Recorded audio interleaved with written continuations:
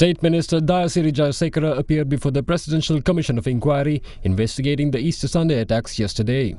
At the outset, the Commission chairman asked the State Minister, what place did the government of which you were a minister give the subject of national security? The State Minister replied, there were many within our ranks, including the President, who believed national security should be given top priority. However, there were many internal conflicts with other parties in the government. As a result, national security was weakened to some extent. After the Easter attacks, we wanted to bring in a set of policies called One Country, One Law. However, we were unsuccessful because of certain Muslim politicians and powerful parties in the government at the time.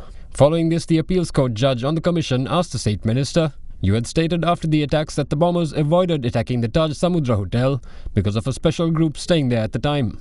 What was your reason for making such a statement? The State Minister replied, a suicide bomber went to the Taj Samudra Hotel. However, he did not carry out an attack. This hotel is owned by businessmen from an important country. What I said was that the fact that 2 bombs went off at the Shangri-La Hotel and none at the Taj Samudra should be investigated. The Commission then asked the State Minister if he possessed evidence to corroborate his claims of a foreign force being behind the attacks. To this, the State Minister replied, Zahran was not a separatist. No leader of a terror group would kill himself in a suicide bombing.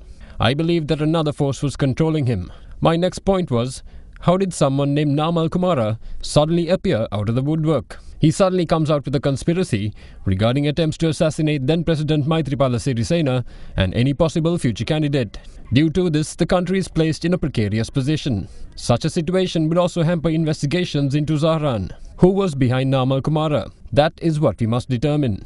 The State Minister continued saying, at that time, President Maithripala Sirisena's public approval was favourable due to the massive crackdown he had ordered on drug racketeering.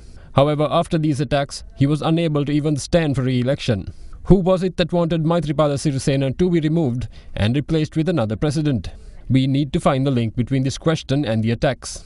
How was it that foreign intelligence agencies knew of the impending attack while our intel agencies were in the dark?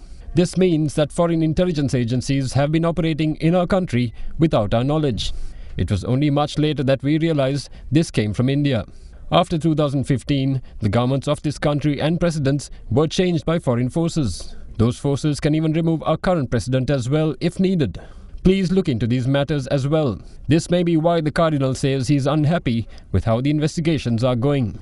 I believe that Zahran too is a victim of this attack. Somebody used him. Maithripala Sirisena, Ranil Wickremesinghe, Pujija Sundara and Hemasri Fernando may have made mistakes, but they too are only victims of this attack. There is a bigger fish behind this who needs to be identified.